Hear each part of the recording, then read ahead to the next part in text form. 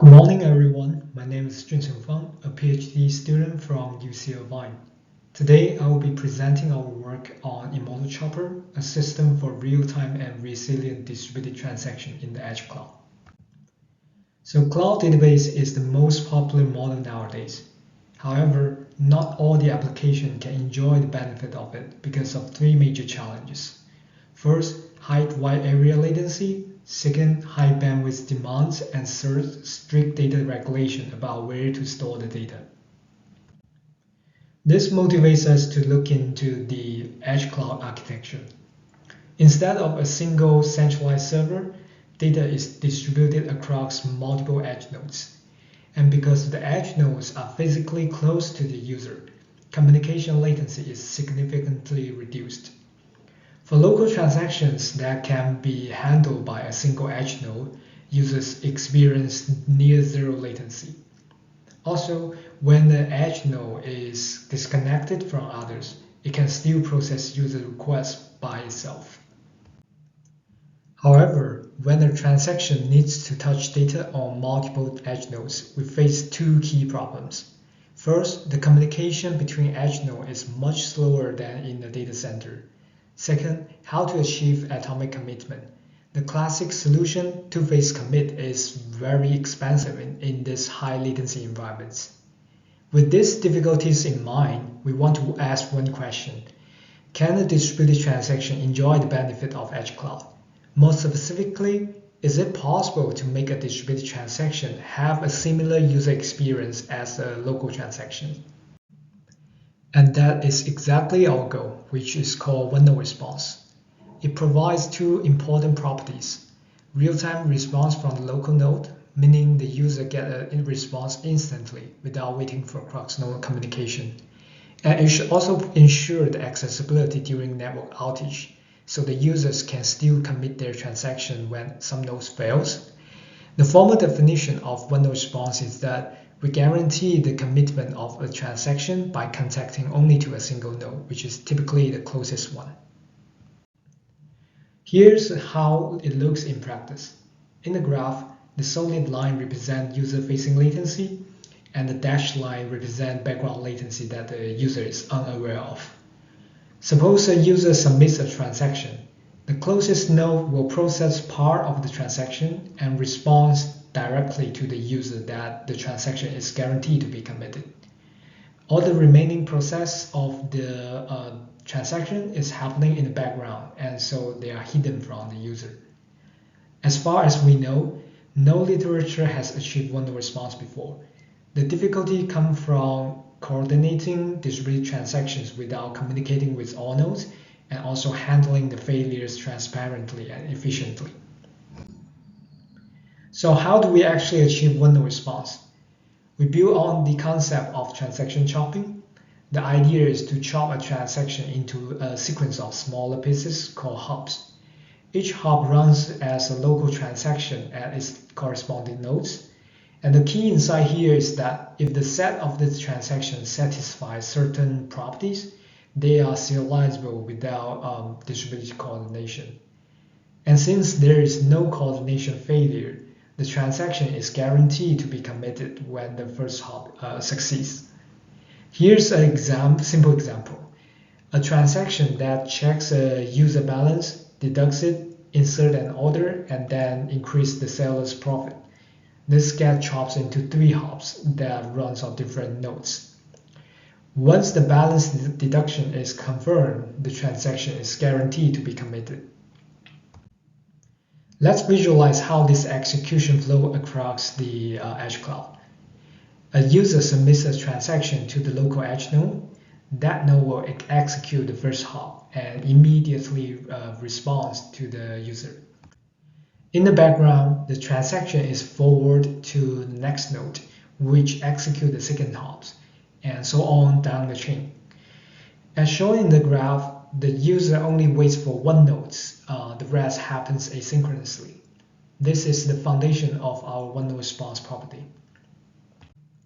Besides distributed transaction coordination, handling the failures of nodes is another key aspect in the edge cloud environments. Because edge nodes are not as reliable as cloud servers, If a node in the middle of a transaction goes down, the remaining hops cannot be processed. The obvious solution is to use replication. After each hop executes, the node synchronously replicates its state to the cloud before responding. The cloud will host the latest consistent state, so if the edge node fails, then the cloud can just take over. But there's one fundamental problem here. The local node needs to wait for replication before it can respond to the user. As shown in the graph, the users now also need to wait for the replication latency at the first hop, which means it violates our one-node response guarantee. To handle that, we propose lazy replication on the first hop. So instead of waiting for the replication, the local edge node responds to the user immediately and replicates asynchronously in the background. The green dashed line represents this asynchronous replication. It is not exposed to the user. So this preserves our one-node response property, but it also brings some new problems when the failure occurs. So because replication is asynchronous, if a node fails before it updates, its update reaches the cloud may hold a stale version of the data. In this example, the edge node updates y equal to 2, but it crashes before replicating. So the cloud will still have the old value, which is y equal to 1. If another transaction reads y from the cloud, it will get the wrong value. This inconsistency can be cascading, can be propagated further to other edge nodes. Another user on the top right, suppose it submits a transaction that reads y equal to 1 from the cloud, and then it writes z equal to y equal to 1 on another edge node. Then that edge node is now also affected by stale data. Our solution is to allow this kind of speculative execution, but we will label all the hops that depends on stale data as non-safe. We record the dependency between those non-safe hops, like which hop reads stale data from which other hops. And finally, when the system recovers, we will chase down this dependency and resolve any inconsistency. This ensures eventual correctness without blocking the system during failure. There's still one more subtle issue. If the first hop, the one that should respond directly to the user, if it reads a stale data, then it cannot safely respond until the inconsistency is resolved. This will again violate our one-node response guarantee. So our solution is to be proactive. During the analysis phase of transactions, we statically identify which hop may conflict with the first hop of any other transactions. We then delay the execution of those hops until they reflect the correct state. In this way, the first hop always reads the latest consistent state and can safely respond to the user immediately after, even during failure.